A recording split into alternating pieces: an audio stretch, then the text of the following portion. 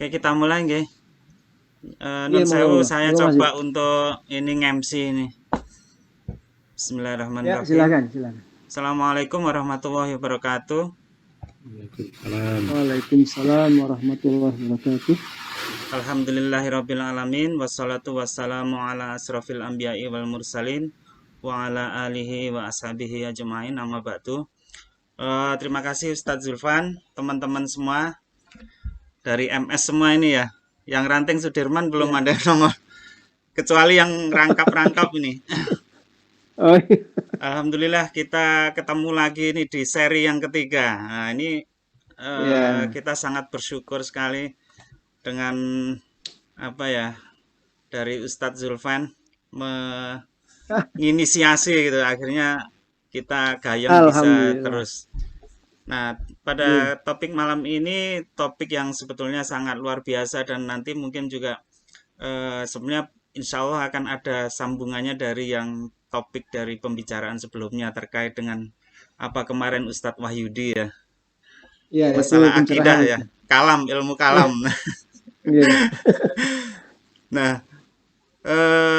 fenomena sekolah Muhammadiyah, sekolah sunnah, sekolah Islam terpadu itu kan bagian dari fenomena sosiologis lah sebetulnya ya. Kalau dari Iya. tinjauan sangat menarik dan apalagi kalau ditinjau dari apa ya, gerakan dakwah di Indonesia sangat-sangat mewarnai sekali. Ya mungkin di sana sini ada kompetisi, ada kolaborasi dan seterusnya yang fenomenanya juga eh, sangat menarik berbagai kalangan. Dan mungkin Ya. saya juga perlu ngaku juga sebetulnya istri saya itu juga kebetulan kan agak dekat dengan tarbiyah itu sama temennya juga mendirikan sekolah SDIT Oh, di sini Masya Allah. sebelumnya. Masya Nah, Allah. udah jalan kira-kira 7 tahun kali ya. Hmm. Ya, waktu itu dapat wakaf dari mantan wali kota Jakarta Selatan yang kebetulan orang Bima. Udah Oh, lumayan iya, rame iya. juga muridnya. Nah, ini fenomena ini juga Iya. sangat menarik. Dari kalau kita bicara marketing itu banyak peminatnya juga banyak dan segmennya juga ini. Nah, ini suatu challenge tersendiri bagi kita di Muhammadiyah. Demikian juga Iya. sekolah sunnah itu yang kalau di sekolah apa tuh ya di Bekasi ada ya mungkin Koh Nugon tahu ya Koh Banyak. Nugon ya. Heeh. Ya. Yang ada teman saya di situ juga aktif di Salafi juga dia mendirikan sekolah sama komunitasnya cukup ramai juga dan seterusnya. Ini monggo Ibnu nanti Hajar. Ya. ya nanti monggo Ibnu Hajar, Mas. Nggih. Ustadz Zulfan untuk segera saja menyampaikan Ya. materinya waktu dan tempat kami Ya. persilakan. Silakan. Oke, oke, bismillah. Bismillahirrahmanirrahim. Assalamualaikum warahmatullahi wabarakatuh. Waalaikumsalam warahmatullahi wabarakatuh. Ya, terima kasih Mas Wid dan teman-teman MS semuanya. Alhamdulillah kita ketemu lagi ya. Untuk saya yang kedua kalinya. Yang pertama saya miss. Yang kedua Ustadz Wahyudi, Masya Allah, sudah memberi pencerahan yang luar biasa. Malam ini saya sekedar sharing ya, pengalaman selama kira-kira 15 tahun ya memberikan training ataupun pelatihan, workshop dan juga seminar kepada sekolah-sekolah Muhammadiyah, sekolah-sekolah sunnah dan juga sekolah-sekolah Islam terpadu.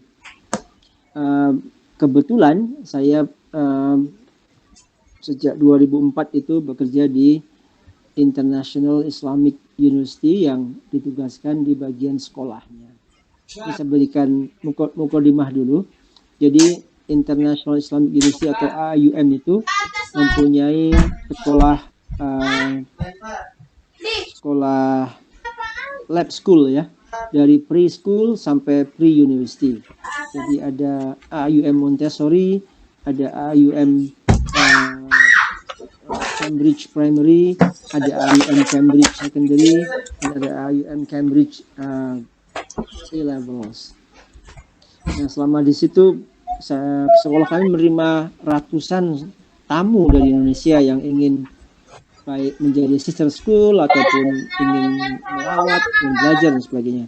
Dengan frekuensi ketemuan yang sangat sering itulah makanya saya membina hubungan dengan sekolah-sekolah Muhammadiyah, sekolah sunnah dan sekolah Islam terpadu, dan akhirnya melahirlah beberapa workshop dan juga kerjasama yang sangat bagus.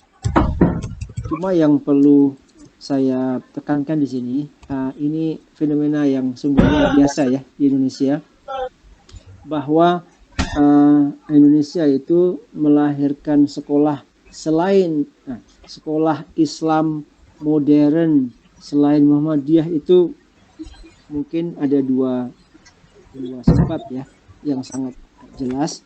Yang pertama karena gelombang dakwah sunnah ataupun salafi dari Timur Tengah ya, terutama dari Mekah Madinah dan juga dari mungkin Al-Azhar ataupun yang lainnya Jordan, yang memilih jalan sunnah sehingga menarik minat orang-orang yang minta maaf ya melihat Muhammadiyah ini malu-malu mau ke sunnah, melihat NU kecewa berat.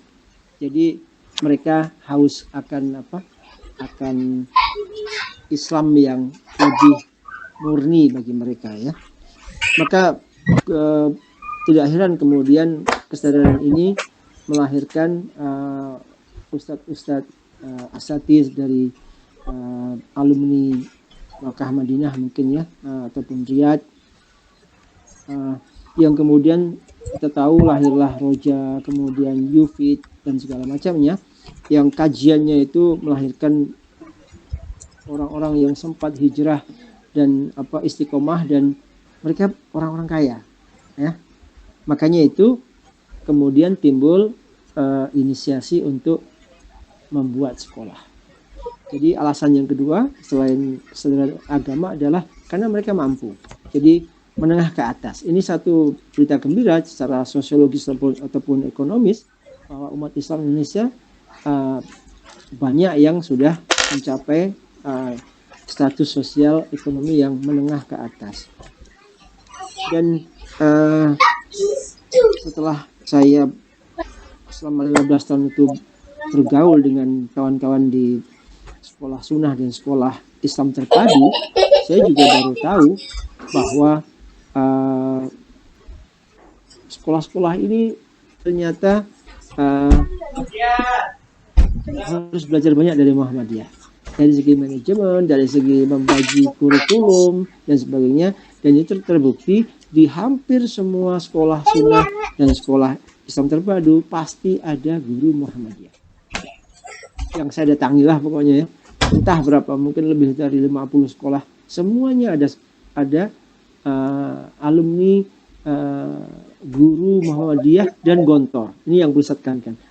Pasti ada ustadz dari Gontor dan pasti ada guru dari Muhammadiyah. Nah, saya banyak ngobrol dengan mereka, kok bisa ya bikin sekolah mahal dan laku. Sementara Muhammadiyah sekolahnya kalau mahal tidak laku. Bahkan Muhammadiyah cenderung untuk mengayomi yang kurang mampu. Tapi hampir semua sekolah sunnah dan sekolah Islam terpadu itu bayarannya mahal ya, dan laku. Dan saya pernah cerita ya, di Malang itu mungkin Cak Tony tahu, itu ada sekolah termahal kedua di Indonesia untuk kategori Islam terpadu, mungkin termahal ya, karena SPP-nya mungkin sebulan 6 juta ya. Kalau sekolah sunnah yang termahal itu di Ciseeng di Jawa Barat ya, itu 7 juta ya. Untuk kategori sekolah Islam ini cukup mahal ya dibandingkan sekolah Muhammadiyah. Nah, ini sekedar mukadimah betapa banyak jamaah dari Muhammadiyah yang mengirimkan anaknya ke sekolah-sekolah sunnah dan sekolah-sekolah Islam terpadu karena mereka tidak mendapatkan apa yang sepatutnya didapatkan di sekolah-sekolah Muhammadiyah. Mungkin bagi mereka sekolah Muhammadiyah ini terlalu terlalu biasa gitu. Sementara itu sekolah-sekolah sunnah dan sekolah terpadu itu justru menonjolkan aspek Islamnya. Kalau Muhammadiyah lebih aspek ke sosial dan juga keindonesiaannya ya. Nah, ini fenomena yang saya tidak tahu apakah ini mengembirakan ataupun menyedihkan. Mungkin menyedihkan buat Muhammadiyah, tapi mengembirakan dari perkembangan Islam, terutama dari segi pemahaman Islam yang lebih murni ya. Dan kita tahu sendiri Muhammadiyah asalnya dulu juga ingin memurnikan Islam dari syirik bid'ah khurafat, tapi sayang sekali sampai ke sini kemudian justru ternodai ataupun bahasa saya ya, ternodai dengan gerakan ataupun pikiran-pikiran yang justru tidak memurnikan agama Islam. Itu yang pertama. Yang kedua, saya melihat sekolah-sekolah sunnah dan sekolah Islam ini paket pelajaran agamanya itu jauh lebih bagus daripada sekolah-sekolah Muhammadiyah biasa. Saya belum menyebut sekolah MBS ya, MBS istimewa nantinya. Kenapa saya bilang di situ? Karena saya lihat sendiri kurikulumnya, saya lihat sendiri textbooknya itu betul-betul serius mereka. Cuma yang tidak terlihat, mereka ini tidak punya keseragaman kurikulum. Walaupun mengacu pada sunnah, tapi tidak sama. Antara sekolah terpadu satu dan lainnya tidak sama. Antara sekolah sunnah satu dan lainnya tidak sama. Kalau Muhammadiyah minimal ismubah ya, standar. Yang ketiga, mereka ini juga lebih menekankan sekolah berasrama. Muhammadiyah kan cuma MBS ya, tapi kalau sekolah sunnah dan sekolah terpadu justru lebih memilih untuk berasrama penuh. Kenapa? Karena bagi mereka mendidik murid ini tidak cukup kalau cuma 3 tahun ya, SMP 3 tahun, SMA 3 tahun, tapi kalau bisa SMP SMA itu jadi satu, sehingga anak-anak ini dididik selama 6 tahun dan lulusnya juga mantap gitu. Yang kelima, sekolah-sekolah ini sangat rajin mendatangkan ustadz ataupun guru-guru untuk bikin daurah di sekolahnya. Ada yang seminggu sekali, ada yang 2 minggu sekali, ada yang sebulan sekali, tapi terus menerus dan mengundang parent untuk ikut daurah Sabtu Minggu 2 hari, bayangkan itu. Nah, ini beda sekali dengan Muhammadiyah yang pengajiannya lepas ya. Pengajian 2 jam lepas, pengajian PT. Tidak ada kajian-kajian yang merujuk pada satu kitab ataupun topik tertentu, sehingga ngaji itu sampai tamat begitu. Dan dengan mengundang parent ke sekolah, jadi parent itu tahu betul apa yang diajarkan di sekolah itu dan juga merasa menjadi bagian dari sekolah anaknya. Yang keenam, ini mungkin yang saya lihat saja ya, saya tidak tahu semuanya. Parent mereka ini cenderung sangat lomo, sangat dermawan, sehingga mungkin karena kebanyakan mereka orang yang hijrah ya dan punya uang, jadi kalau nyumbang sekolah itu tidak main-main ya. Ada beberapa hal yang bikin saya shock itu, ada parent daftarkan anaknya di sekolah tersebut, kemudian pengen nginap, tidak ada penginapan, akhirnya bilang sama kepala sekolah, ini kalau nggak ada penginapan Pak, saya belikan rumah mau nggak untuk jadikan guest house yang sekolah di sebelah sekolah tersebut yang ada perumahan bagus. Itu contoh kecil ya. Contoh lainnya banyak sekali di mana parent-parent mereka itu sangat committed, kemudian juga sangat supportive, baik secara spiritual, social, psychological ataupun economical atau financial ya, sehingga sekolah-sekolah ini merasa mempunyai hubungan yang bagus dengan parent mereka itu. Yang terakhir mungkin ini cuma sekedar pengawal diskusi ya, saya lebih ingin diskusi. Mereka menekankan bahasa Arab. Sekolah-sekolah ini kurikulumnya menekankan bahasa Arab. Kalau bisa anak-anak ini memahami Quran dengan baik, itu saja. Ya, dia tahu Quran, dia tahu hadis, menghafal Quran beberapa juzu ataupun separuh Quran ataupun full Quran itu, tapi yang penting mereka bisa memahami Quran dengan baik. Mungkin tidak bisa fluent dalam berbahasa Arab, tapi kurikulumnya itu diarahkan menuju memahami bahasa Arab, memahami Al-Quran. Persis yang dibilang tadi Mas Kus ya di grup tadi ya, itu bagus sekali, masya Allah itu ya. Dan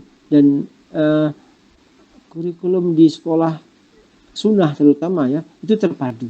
Terpadunya begini, seorang murid dia harus menghafal Quran dan hadis, tapi hafalan Quran dan hadisnya itu berhubungan dengan pelajaran ya, akidah, akhlak, ibadah. Jadi yang dihafal hadis dan Quran yang berhubungan dengan itu semuanya. Jadi tidak mubazir hafalannya, begitu. Berhubungan dengan sirah dan sebagainya. Jadi dikemas sedemikian rupa sehingga rujukan ataupun dalil qat'i itu ataupun nas-nas Quran dan hadis itu menjadi bagian integral ataupun pemersatu dari subjek-subjek agama lainnya. Itu dulu ya Mas Wid ya. Saya cuma mau merangsang diskusi. Silakan Mas Wid.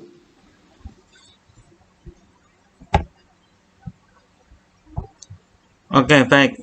Ini pancingannya sangat menarik sekali nih. Karakteristik dari sekolah sunnah. Saya tadi mohon maaf telah ada yang nggak kecatat saya. Ini yang kecatat saya itu rupanya cuman 5 ini. Yang Yang paling pertama, awal tadi. Yang pertama apa tadi ya?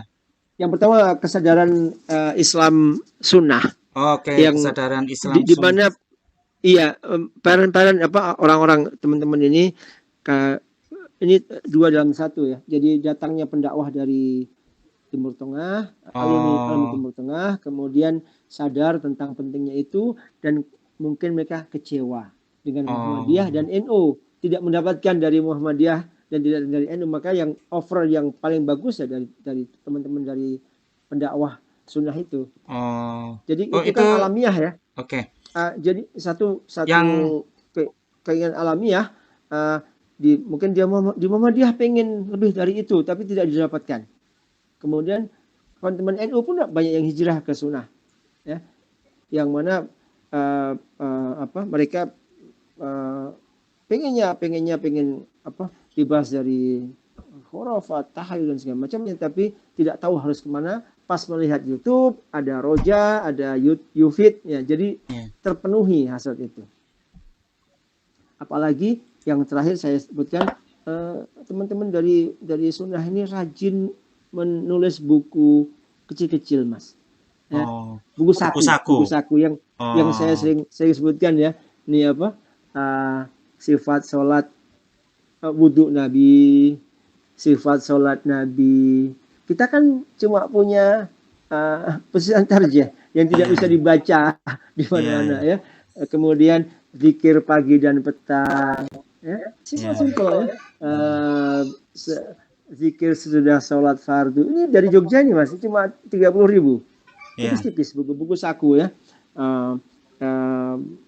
Al-Kahfi dan Al-Mulk ya. Ini terbitan pustaka Ibnu Umar Jogja. Apa itu bid'ah ya. Kemudian tuntunan praktis berkorban. Ini semuanya jadi membuat Islam itu mudah difahami dan juga sebagai pelengkap dari kajian-kajian teman-teman itu. Saya melihatnya tuh begini Mas Wid. Kok nggak bisa Muhammadiyah buat begitu gitu.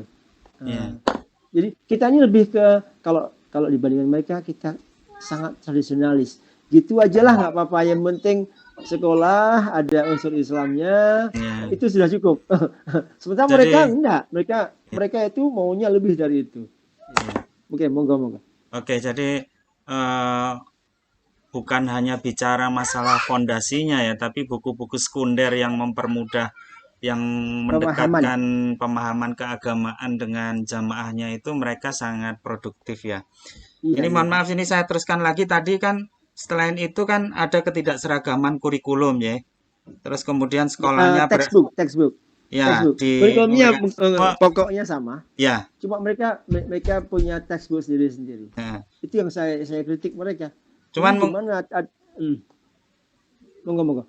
ya, artinya mungkin kalau dari sisi kalau kita pakai istilah organisasi itu kan ada maturity level ya. Tingkat Iya, kematangannya kan memang nggak sematang Muhammadiyah yang sudah tertata, ada kan istilahnya kita ada majelis disdakmen dan dikdasmen dan seterusnya iya, yang sudah memberikan semacam standarisasi.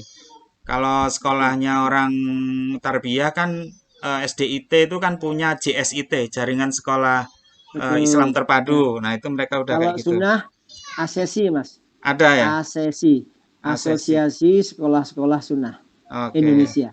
Tapi itu pun ASESI dan ya, JSIT. ah. Tapi itu pun sebetulnya ya itu istilahnya maturity levelnya belum melampaui apa yang dicapai Muhammadiyah tentu saja secara alamiah ya. Ya Ya, soal struktural. ya, Ya. Tapi ada untungnya, Mas. ya. Lebih Ada untung lincah. iya, mereka lebih fleksibel karena kurikulum yang dibangun itu kan kurikulum general ya. Harus ada akidah, harus Ya, ada akhlak, harus ada ibadah, harus ada syariah dan sirah. 5 saja, Mas. ya, Plus ya. bahasa Arab. Ya.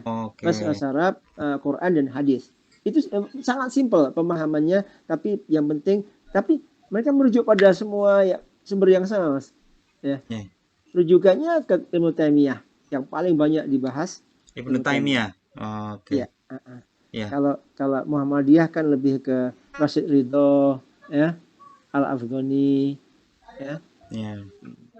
Saya jadi Ya, ingat silakan. juga yang dari ex HTI, teman-teman HTI itu kan mereka juga Ya, mulai rajin juga untuk mendirikan sekolah ya.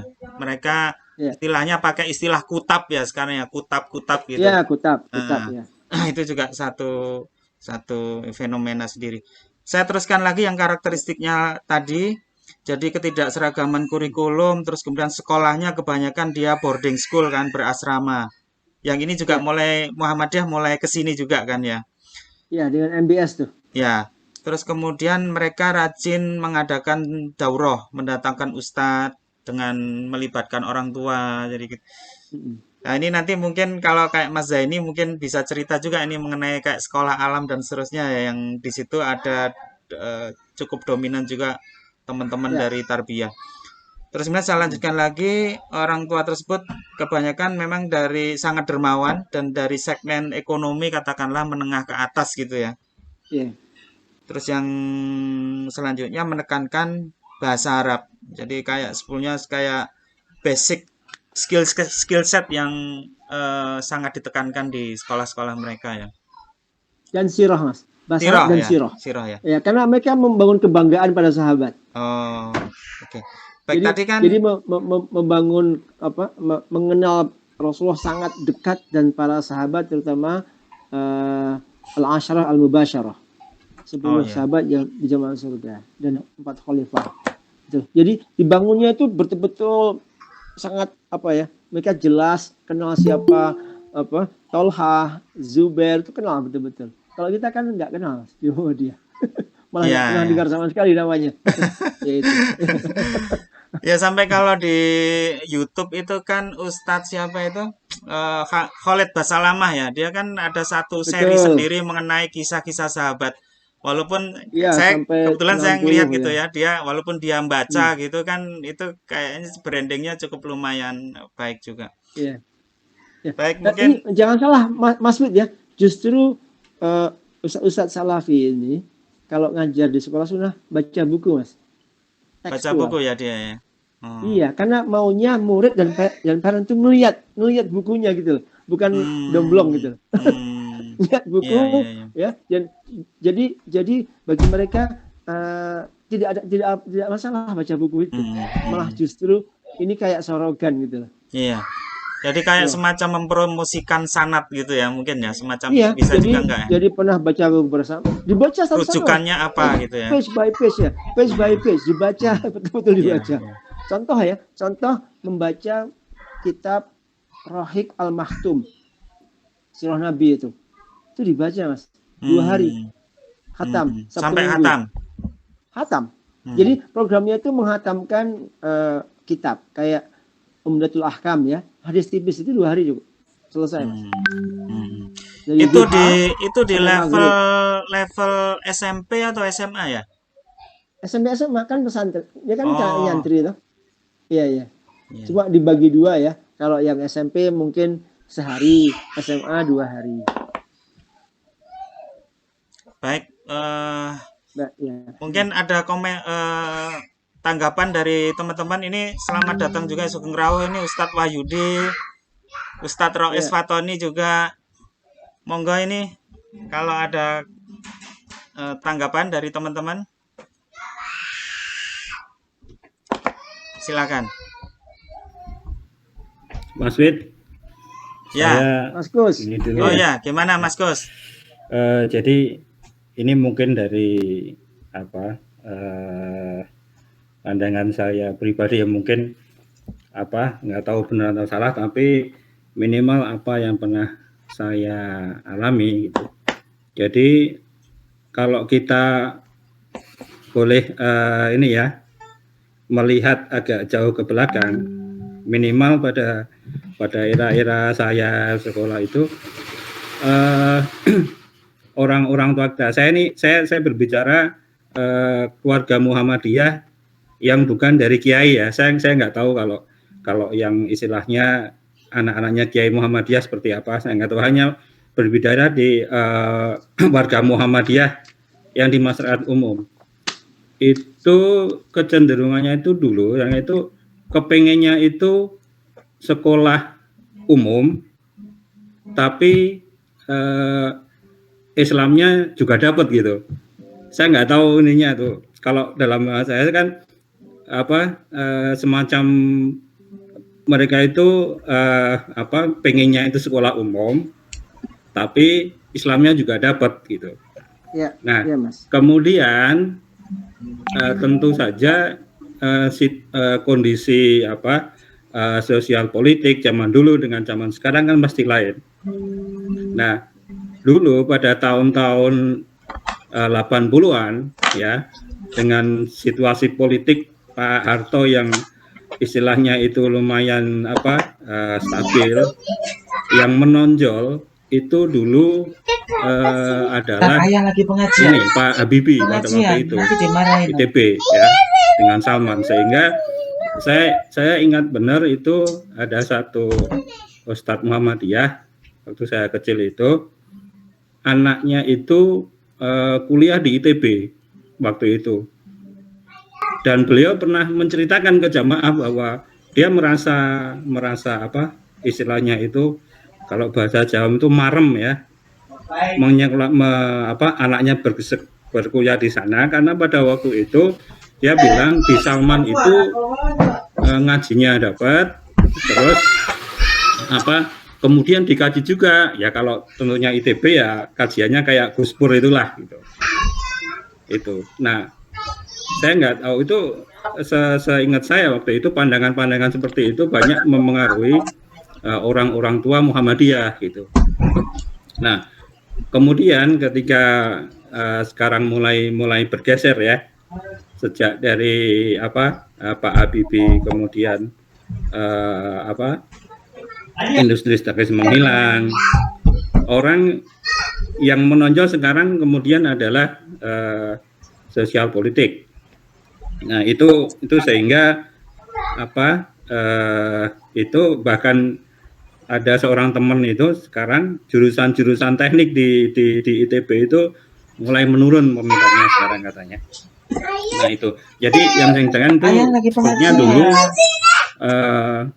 orang-orang tua yang zaman-zaman GC dulu, kebanyakan warga Muhammadiyah itu kepengennya seperti itu.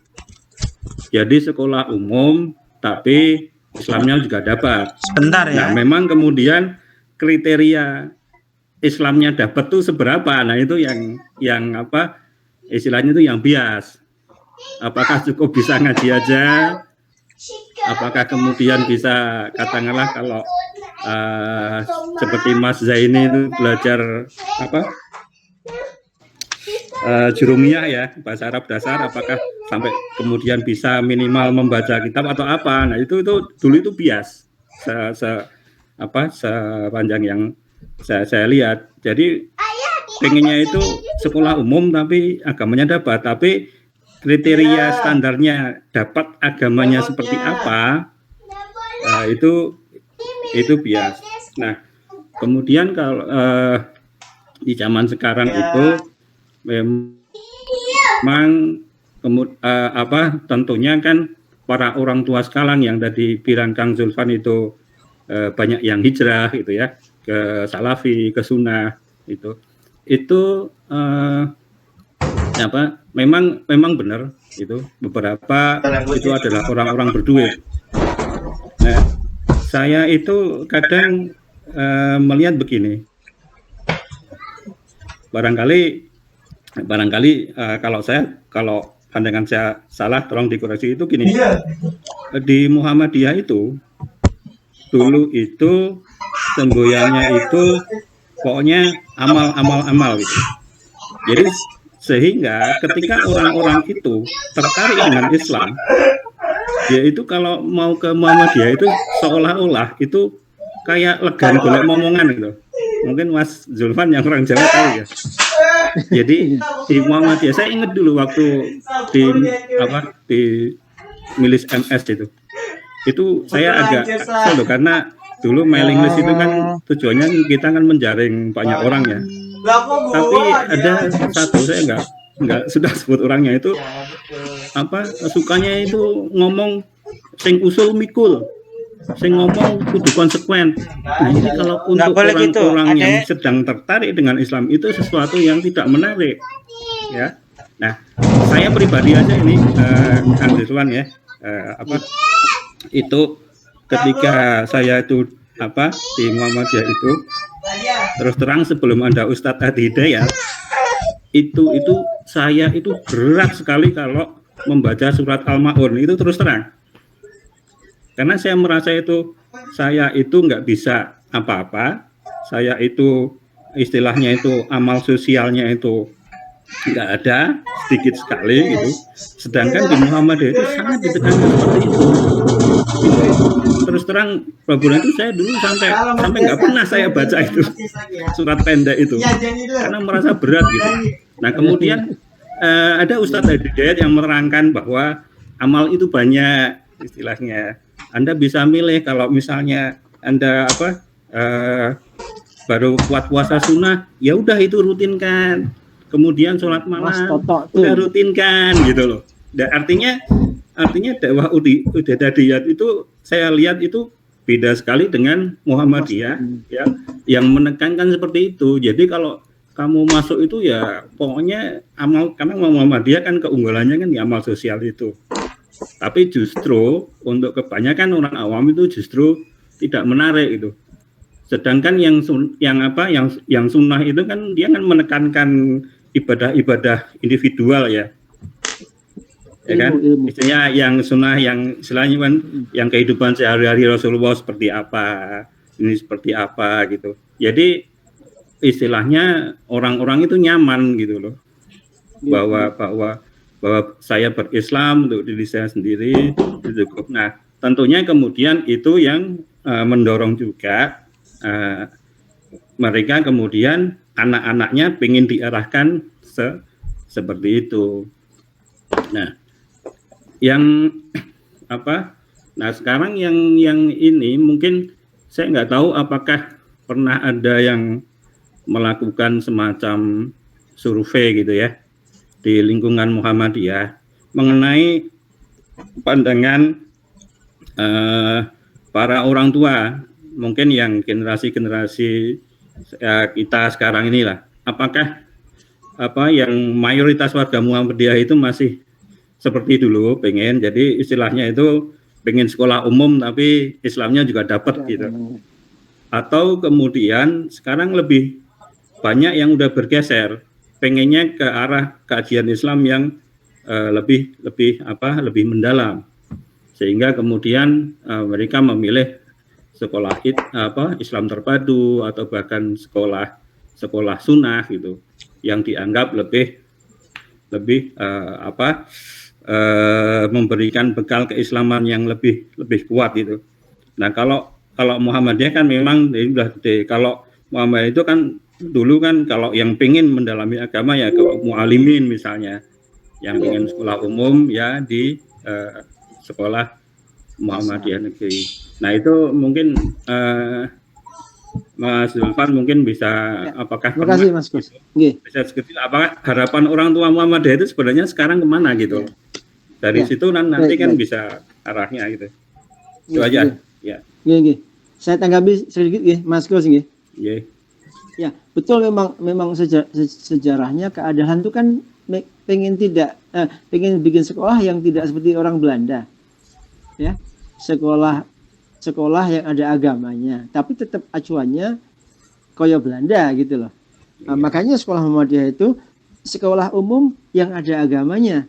Sementara sekolah sunnah dan sekolah terpadu itu sekolah agama yang ada umumnya. Nah, itu beda. Jadi makanya tekanannya itu sudah lain. Orang tua mau nyekolahkan anak di sekolah sunnah dan sekolah IT itu agama dulu yang dicari. Pengen agama yang ada umumnya. Kalau di sekolah Muhammadiyah terbalik. Sekolah umum yang ada agamanya sedikit. Nah, ini terbukti Mas, karena apa? Minta maaf kalau kita survei betul, banyak alumni Muhammadiyah yang nggak bisa ngaji. Jangankan bahasa Arab ya. Lulus SD nggak bisa ngaji, lulus SMP nggak bisa ngaji, lulus SMA nggak bisa ngaji, itu banyak. Banyak, itu bukan sedikit. Sementara di sekolah-sekolah sunnah dan sekolah Islam terpadu nggak ada Mas. Minimal kalau dia nggak bisa bahasa Arab, ngajinya beres. Baik tajwidnya ataupun baik makharijul hurufnya beres. Dan mereka itu kalau saya lihat yang ditekankan itu ibadah harian dan akhlak adab. Makanya jarang kita dengar ada tawuran di antara sekolah sunnah atau tawuran antara sekolah Islam terpadu. Ini yang mereka bangun. Mereka mau menghasilkan calon orang tua, calon parent. Sementara kita masih berkutat pada melahirkan murid yang berakhlak mulia. Mereka sudah meninggalkan itu. Kami mau melahirkan calon bapak ibu yang soleh dan solihah, karena tujuannya itu lulus SMA siap kawin. Sementara kita masih enggak, kita masih jauh sekali mikirnya.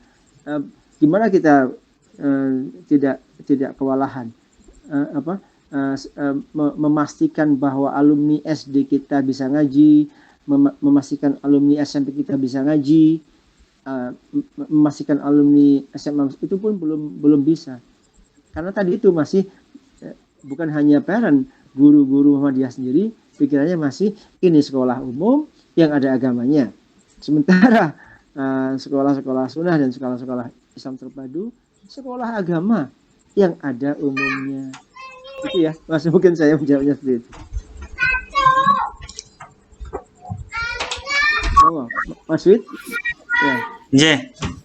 Monggo, kayaknya Ustadz Wahyudi mau menanggapi. Mas Wahyudi, apa kabar? Saya paham Ustaz. Mohon maaf tadi telat. Ya, bismillahirrahmanirrahim. Ya, assalamualaikum warahmatullahi wabarakatuh. Waalaikumsalam. Oke. Memang kalau saya lihat itu orang-orang Muhammadiyah sampai sekarang pun masih sama, ingin menyekolahkan itu ke sekolah Muhammadiyah, sekolah umum dapat agama gitu ya. Iya. Ya, sampai sekarang saya lihat masih seperti itu. Itu saya kan kebetulan ikut di grup Itmam yang itu merupakan grupnya para pesantren-pesantren Muhammadiyah. Sekarang itu pesantren Muhammadiyah itu yang lagi ngetren kan MBS, Muhammadiyah Boarding School. Dan ya kabar gembira ini. Jadi perkembangannya sangat luar biasa. Di mana-mana ada MBS, di situ selalu meludak gitu. Siswanya itu selalu, bahkan ada di Jawa Tengah daerah mana itu udah sekolah yang udah mau collab dirubah ke MBS, itu langsung luar biasa. Itu artinya bahwa memang kita ingin ingin sekolah agama atau sekolah umum yang ada agamanya melalui boarding school itu sebenarnya merupakan kekangenan warga Muhammadiyah. Hanya memang sekali lagi boarding school itu umum yang ada agama, ya kan? Bukan, dia itu belum pesantren murni. Sangat jarang pesantren Muhammadiyah yang benar-benar pesantren. Indikasi pesantren itu kan sebenarnya sederhananya itu kan ada kitab kuning. Ya, baca kitab. Itu indikator yang paling sederhana. Dan sangat jarang MBS yang materinya itu berbahasa Arab. Rata-rata masih berbahasa Indonesia, ikut depak, ya kan. Kemudian umumnya yang bagus. Bahkan ada kecenderungan namanya SMA yang di boarding school-kan, SMK yang di boarding school-kan, kayak gitu. Jadi sekolah umum kemudian dikasih asrama, tambah Al-Quran, hafalan Al-Quran atau apa, tambah materi agama, itulah pesantren Muhammadiyah. Tentu kalau kita bandingkan dengan standar pesantren NU, kita masih sangat jauh gitu. Tapi setidaknya itu udah lumayan lah. Itu yang pertama. Yang kedua, untuk menyikapi itu maka kemudian LP2M, Lembaga Pesantren Muhammadiyah itu membentuklah sebuah lembaga untuk menyatukan diktat MBS supaya berbahasa Arab, dan itu sudah berhasil lah. Hanya yang bisa memanfaatkan itu atau yang bisa menjalankan pesantren Muhammadiyah, yang bisa menjalankan metodologi yang sudah dirilis oleh LP2M itu hanya mungkin tidak sampai 5 pesantren. Bahkan Mu'alimin Muhammadiyah saja belum. Mu'alimin itu pakai bahasa Indonesia. Padahal dulu zaman saya itu bahasa Arab. Iya. Tapi kemudian kalau ada apa, saya kesini kok bahasa Indonesia. Sampai sekarang MBS Prambanan itu sudah berbahasa Arab menggunakan LP2M. Mu'alimin itu masih belum. Iya. Masih belum sanggup. Ini juga apa ya? Tapi setidaknya sudah inilah LP2M sudah berusaha lah untuk meningkatkan mutu sekolah Muhammadiyah dengan adanya MBS itu, dan MBS ini hampir setiap bulan itu ada yang baru. Dulu yang kisaran 15 tahun lalu atau 10 tahun lalu paling baru 20, nggak nyampe 20-an, 15-an atau berapa, hanya kisaran 10-15 tahun sudah sekarang sudah 352. Jadi udah luar biasa. Kalau dulu MBS itu SMP SMA, sekarang sudah mulai SD.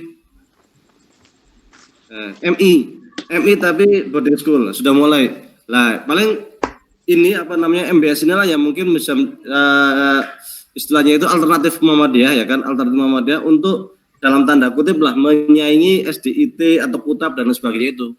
Dan rata-rata andalan MBS sekarang itu adalah tahfidz Al-Quran. Hampir rata-rata itu mesti ada hafalan Qurannya. Ada yang sampai 30 juz, ada yang setidaknya 3, 4, 5, 6, 10 juz lah. Dan ini sangat luar biasa lah. Ini ke depan, karena kelebihan Muhammadiyah ini kan secara organisasi, secara lembaga kan sangat rapi, sangat terstruktur. Jadi kalau kita bisa istilahnya itu memanage MBS ini dengan baik, insya Allah dalam 5-10 tahun ke depan kita sudah luar biasa lah. Saya pikir itu. Yang kedua, kecenderungan yang salafi tadi kan memang dia punya hal-hal yang panduan yang sifatnya praktis, buku praktis, ya kan, ceramahnya juga praktis, dan bahkan mungkin mereka itu websitenya sangat luar biasa, meskipun rata-rata diampu oleh individu-individu. Tapi banyak sekali program-program plaster itu, program plaster yang dari salafi itu banyak sekali. Sementara yang Muhammadiyah magister sih nggak punya.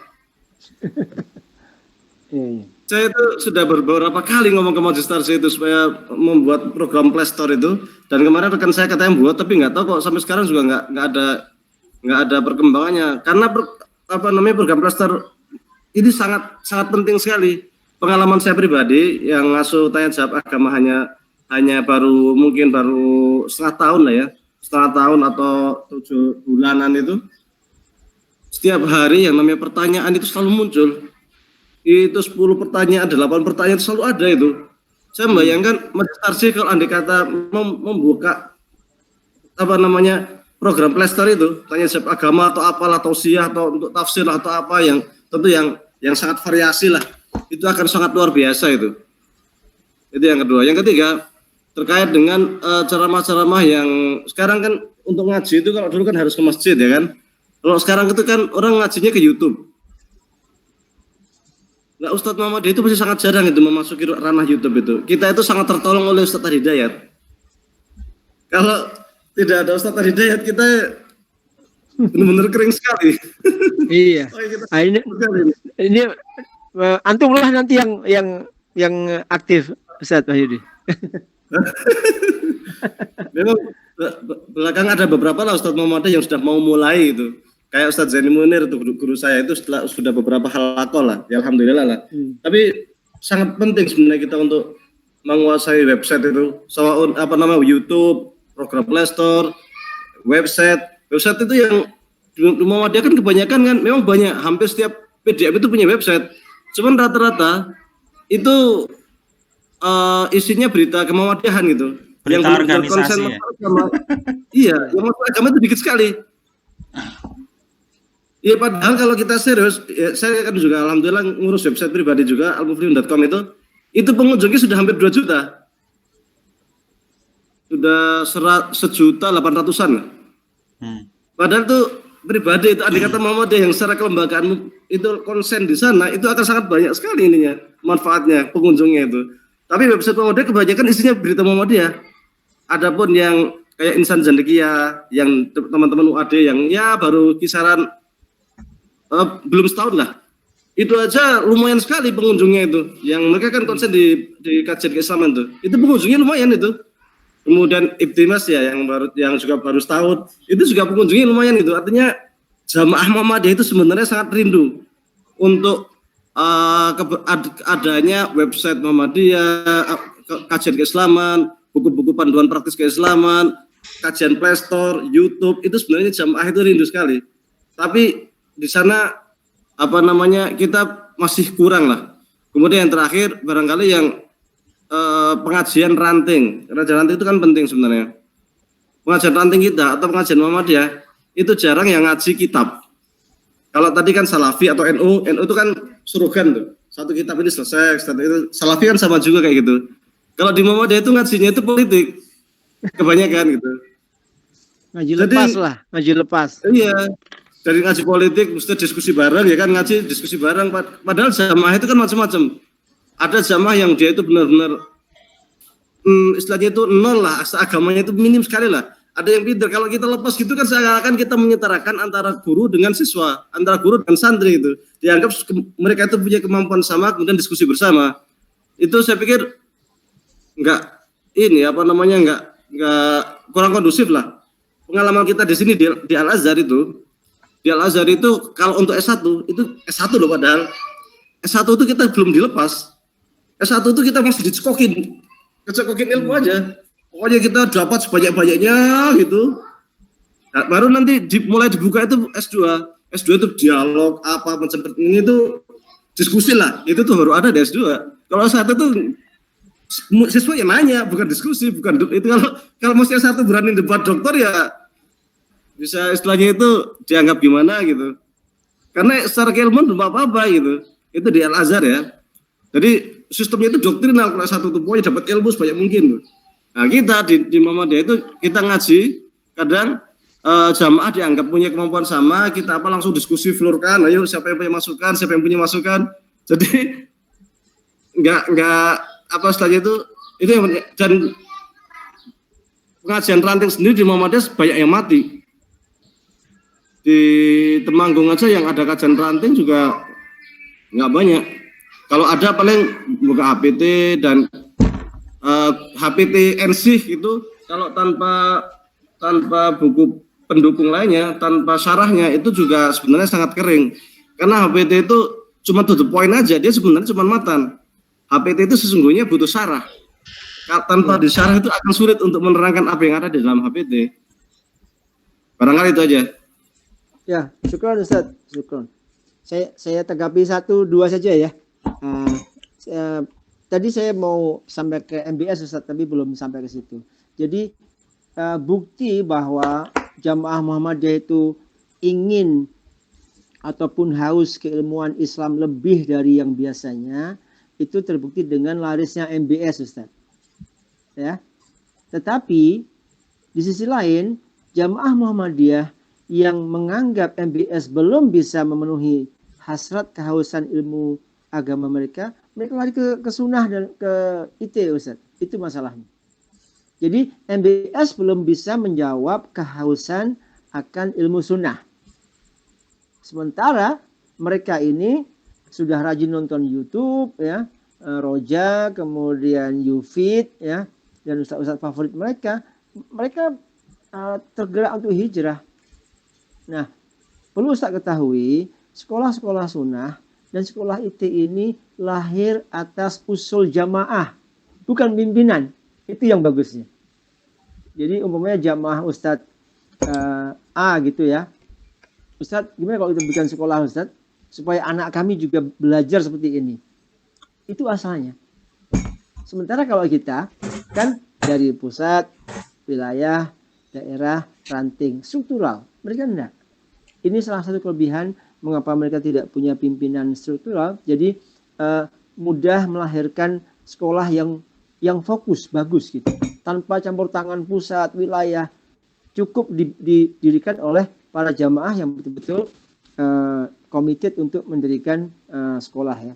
Yang kedua, tadi saya setuju ya bahwa MBS itu mencoba merubah bahwa sekolah Muhammadiyah bukan lagi sekolah umum yang ada agamanya. Tapi MBS itu sekolah agama yang ada umumnya. Tetapi sayangnya ini satu masalah, mungkin bukan masalah ya, tapi tantangan kita lah. Sekolah Muhammadiyah masih berkutat dengan hasil NEM ataupun hasil ujian akhir ya, di mana meluluskan anak SMP bisa mendapatkan SMP yang terbagus, kemudian anak SMA bisa kuliah di kampus yang terbaik. Tetapi kita lupa Muhammadiyah itu kalau betul-betul dikelola dengan baik, itu semua SD Muhammadiyah tidak perlu cari murid karena dia akan mendapatkan murid dari TK ABA. Semua sekolah SMP tidak perlu cari murid kalau semua sekolah SD Muhammadiyah diatur untuk masuk ke SMP tertentu. Semua sekolah SMP Muhammadiyah tidak perlu cari murid karena akan kemasukan murid-murid dari SMP.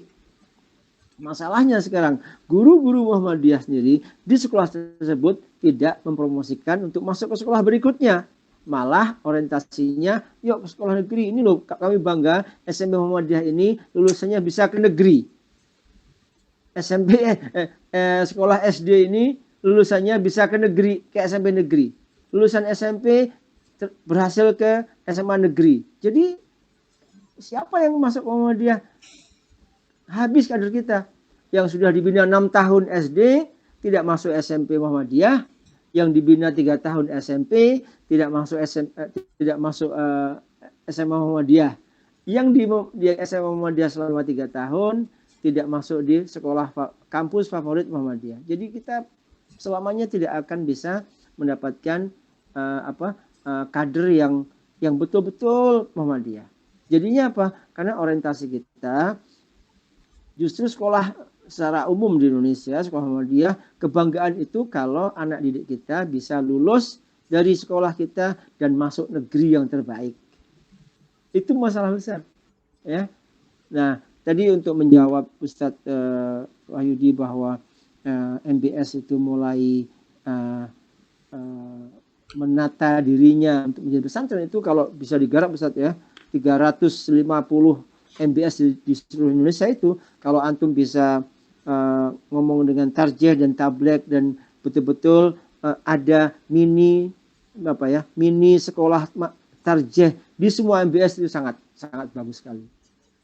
Sehingga apa? Sehingga nanti MBS itu melahirkan santri yang bisa baca kitab, bukan cuma santri yang bisa masuk ke SMA negeri begitu. Ya, saya pikir itu Ustadz ya. Ustadz, terima kasih jazakumullah atas komennya. Tadi saya belum menanggapi Mas Kus tadi ya, yang dimana paradigma bahwa paradigma orang Muhammadiyah bahwa yang penting bisa kuliah di sekolah kampus negeri dan ada agamanya. Ini membuktikan bahwa kenapa ITB dan Gajah Mada itu masjidnya makmur, yaitu Salman dan Salahuddin, karena justru yang aktif di situ bukan dari alumni SMA Islam atau Muhammadiyah. Jarang saya ketemu teman-teman Muhammadiyah di Salahuddin ataupun di Salman. Justru orang luar. Karena orang Muhammadiyah sudah mungkin terlalu kebanyakan belajar agama selama SMA 3 tahun, masuk Gajah Mada, bubar. Ya, seperti juga fenomena kenapa Ramadan di kampus di IAIN dan di Gajah Mada justru lebih makmur di Gajah Mada daripada di UIN. Kenapa? Jawabannya sama. Mungkin mereka sudah kebanyakan belajar agama ya. Jadi Ramadan itu sepi. Tapi di Gajah Mada sebaliknya, justru bisa menarik jamaah dari kampus-kampus lain. Itu fenomena yang memang aneh, Mas Kus ya. Jadi memang paradigma orang tua murid bahwa yang penting anaknya bisa kuliah di umum dan tahu agama itu masih ada sampai sekarang. Dan sayangnya di kalangan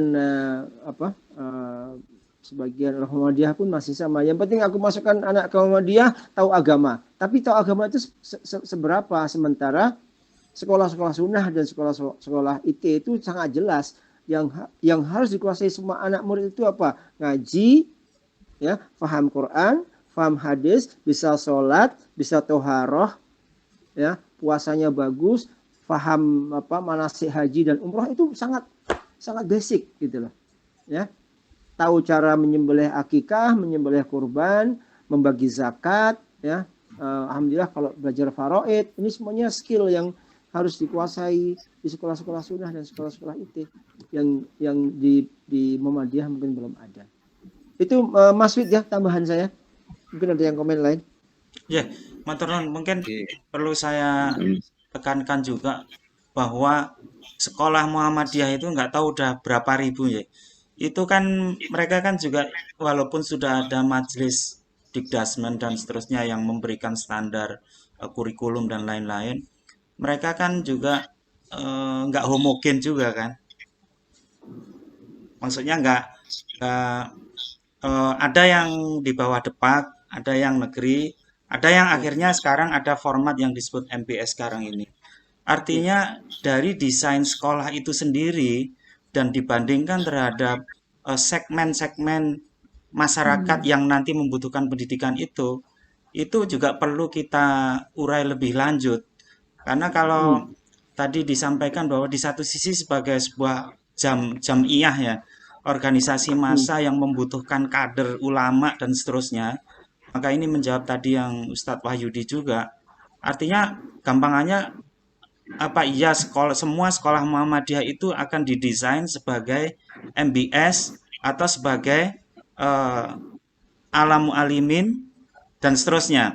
Atau gitu. ya. Atau gimana? Ini nanti biar atau kita mau menjawab atau mendeliver kebutuhan dari kerinduan orang-orang yang kalangan segmen menengah ke atas sekarang yang pada memasukkan sekolah anaknya di Salafi karena orang tuanya sudah hijrah, maka dia ingin anaknya juga mengikuti hijrah orang tuanya dengan di sekolah-sekolah semacam Salafi. Nah, itu nanti mungkin satu lemparan pertanyaan juga. Seperti apa kira-kira kita ini? Karena kan kayaknya juga istilahnya heterogenitas dari market calon customer ya kalau kita bicara calon muridnya itu nanti juga tentu ini nanti nyambung dengan sebetulnya dari organisasi sebesar Muhammadiyah itu problem kaderisasi gimana dipecahkan masalah tersebut. Monggo teman-teman sekalian. Mas Bit, saya tambah nggih, saya tambah ini mungkin bisa masukkan pada teman-teman. Satu hal yang beda dengan sekolah Salafi dan IT untuk Muhammadiyah. Di Muhammadiyah itu gurunya macam-macam, Mas Bit. Tidak semuanya kader, tidak semuanya kader dan tidak semuanya paham kemuhammadiyahan. Visi dan misi Muhammadiyah pun tidak tahu. Sementara di sekolah Salafi dan sekolah atau Sunnah ataupun IT itu daurah untuk mendidik guru itu nomor 1. Sehingga sekolah itu menyiapkan guru supaya paham dengan visi dan misinya sekolah, baru mengajar murid. Jadi mereka sekolah itu menyekolahkan guru duluan, baru guru menyekolahkan murid dan orang tua murid. Nah di kita kan tidak. Di kita kan seleksi itu kan tidak terlalu ketat ya. Yang penting gurunya Islam dan tahu dan mau mengajar Muhammadiyah, syukur-syukur dia punya nomor baku dan pernah training, monggo silahkan. Tapi kalau di sekolah-sekolah sunnah dan sekolah IT itu ada program berkala yang betul-betul tiap minggu atau tiap hari itu gurunya sendiri ada daurah.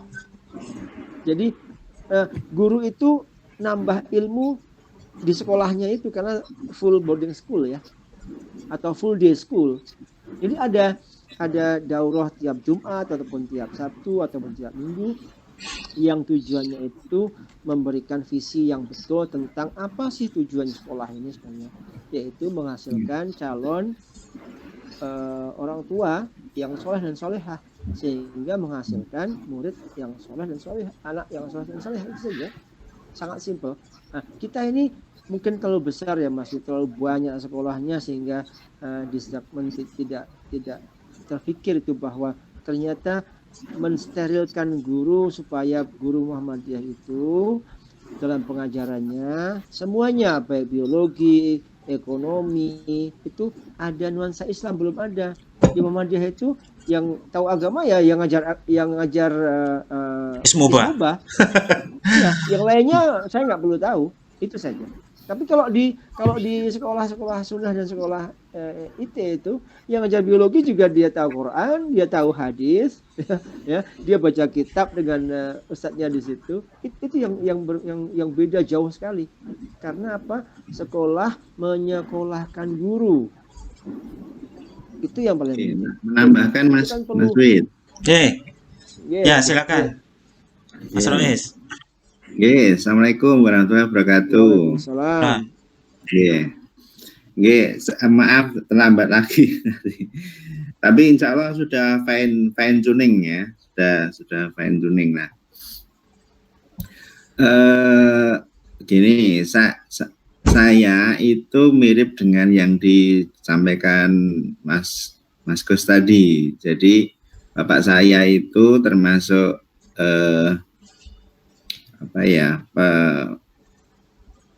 perintis Muhammadiyah lah di kampung saya gitu. Jadi masih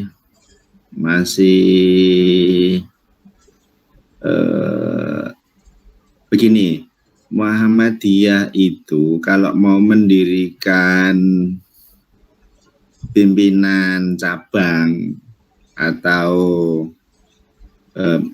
mulai kalau ranting ada masjid atau ada pengajian. Tapi kalau sudah membentuk cabang itu harus ada amal usahanya. Gitu. Kalau di misalnya di ADART Muhammadiyah itu kan kalau membentuk cabang maka harus ada minimal level SD. Kemudian kalau daerah minimal level SMA gitu. Jadi ini yang membuat amal usaha Muhammadiyah, sekolah Muhammadiyah itu menjadi besar sekali. Ya, karena semangatnya al-ma'un tadi. Jadi Muhammadiyah itu menyasar kaum du'afa.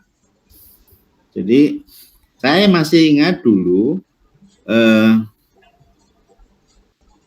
cabang Muhammadiyah Gondangrejo yang digawangi bapaknya Pak Mujib, terus juga bapak saya itu punya sekolah SMP Muhammadiyah. Tapi karena sifatnya baru, dia juga tidak bisa mendapatkan murid. Tapi karena memang segmentasi pasarnya itu adalah orang-orang yang lulusan SD yang tidak bisa sekolah, gitu. Nah, yang begini ini banyak sekali. Jadi kalau kita tanya lagi anak Muhammadiyah malah tidak menyekolahkan anaknya ke sekolah Muhammadiyah, nah gimana ini kan gitu. Karena memang historisnya seperti itu. Jadi kebetulan saya ngajar ya di UMS. Saya tanya anak-anak mahasiswa baru apa yang mereka ketahui tentang Muhammadiyah.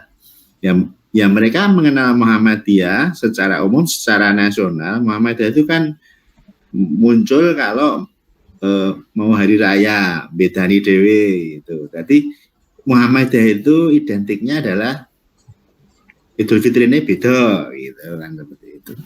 Tetapi bagi yang tinggal itu, bagi calon mahasiswa yang tinggal di kabupaten atau daerah yang tidak ada pimpinan Muhammadiyahnya, mereka tidak mengenal yang namanya sekolah Muhammadiyah. Sedangkan mereka yang mengenal Muhammadiyah, di daerahnya ada Muhammadiyah, dan dia kebetulan cah pinter, dia sekolah di SMA negeri, maka mindsetnya adalah Muhammadiyah itu sekolahnya cah sing ora ketemu ning negeri, gitu kan, seperti itu. Nah, saya agak berbeda pendapat dari Mas Zulfan tadi. Sepertinya kalau di sekolah Salafi pembentukan sekolah itu berdasarkan permintaan jamaah. Kalau di Muhammadiyah dari pimpinan, enggak. Kalau di Muhammadiyah itu sangat inklusif. Jadi pimpinan itu enggak pernah membuat syarat harus begini, harus begitu. Makanya realitasnya kan seperti itu. Guru Muhammadiyah itu bahkan NBM pun juga nggak ditanya, yang penting iso ngulang gitu kan, semangatnya mauan seperti itu. Nah, menariknya adalah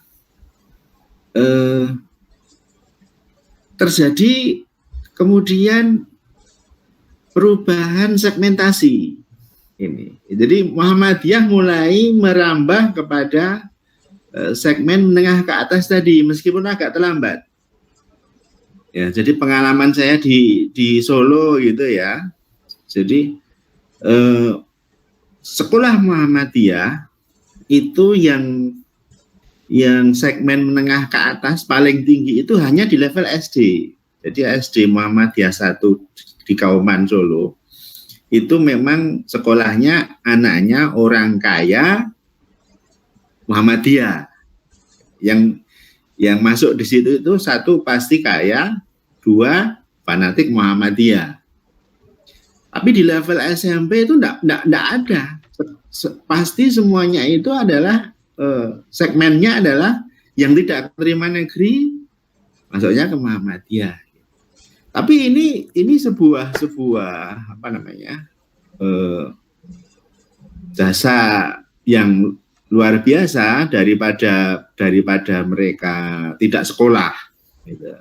Daripada mereka putus sekolah. Biasanya mereka yang sekolah ke SD SMP Muhammadiyah ini, saya masih ingat waktu saya masih kecil, bapak saya dan teman-temannya itu datang ke desa-desa, bukan hanya membiayai, tapi membayari. Kue sekolahon yang SMP Muhammadiyah tak bayari, gitu. Jadi infaknya itu bukan hanya untuk membayar kuliah, tapi membayar. Sebab mereka kalau sekolah, mereka kehilangan waktu untuk membantu orang tuanya mencari nafkah, gitu. Itu sampai seperti itu. Itu dulu lah. Sekarang ini bergeser segmentasinya seperti pengalaman di Solo itu. Solo itu membuat SD Muhammadiyah program khusus. Kemudian sukses, kemudian naik lagi SMP Muhammadiyah program khusus. Sukses. Sukses di situ tahun 2017 itu dia mengalahkan SMP 1 Surakarta, SMP Negeri 1 Surakarta. Jadi dia masuk level 3 di Jawa Tengah, SMP Jawa Tengah. Karena memang menyasar orang-orang kaya. Orang-orang kaya di Solo, dan sekarang SMP Muhammadiyah PK itu menjadi pilihan pertama orang kaya Muslim, bukan hanya orang kaya Muhammadiyah di Solo. Tapi memang mahal. Nah ini pun juga menjadi kritik dari akar rumput Muhammadiyah loh. Muhammadiyah kok elitis gitu kan seperti itu. Muhammadiyah kok lah aku wong Muhammadiyah arep ngeboke anakku nang SMP Muhammadiyah sing apik kalah karo sing sugih dudu Muhammadiyah gitu kan seperti itu. Nah, tidak semua lah. Sekali lagi ini kebijakan pendirian sekolah yang segmentasi tertentu ini adalah kebijakan pimpinan daerahnya masing-masing. Kalau PDM-nya progresif ya mereka istiqomah wis pokoknya ikinya diniati nggo segmentasi wong sugih. Nek warga Muhammadiyah sing ora sugih ya ora son burono gitu kasarannya seperti itu gitu loh. Jadi di satu sisi historis Muhammadiyah memang menyasar kaum duafa sing ora sekolah ben isah sekolah gitu ya. Kalau bayangan saya ya prinsipnya malayut roku kuluhu layut roku kuluhu lah seperti itu gitu loh. Jadi saya sependapat dengan Mas Fikri tadi, ini ada poin segmentasi di sini. Cuman memang kalau mau dikatakan agak terlambat ya monggo lah, tetapi faktanya justru kelebihan kita dari sekolah-sekolah program khusus yang Salafi dan seterusnya tadi, kita itu lebih inklusif. Itu sangat di satu sisi mungkin dari sisi pergerakan kurang solid gitu ya. Tapi menurut saya itu untuk long term strategi itu inklusivitas Muhammadiyah itu ini nilai lebih, dan jangan ditarik menjadi eksklusif. Ini berbahaya menurut saya. Jadi kekuatan dari Muhammadiyah itu adalah di inklusivismenya tadi gitu. Jadi biarlah ada ruang gerak bagi tiap-tiap sekolah Muhammadiyah. Semuanya itu didasarkan pada resource yang mereka miliki ya untuk membuat ciri khasnya masing-masing. Tapi saya sepakat, saya setuju bahwa ada satu identitas gitu ya, ada satu identitas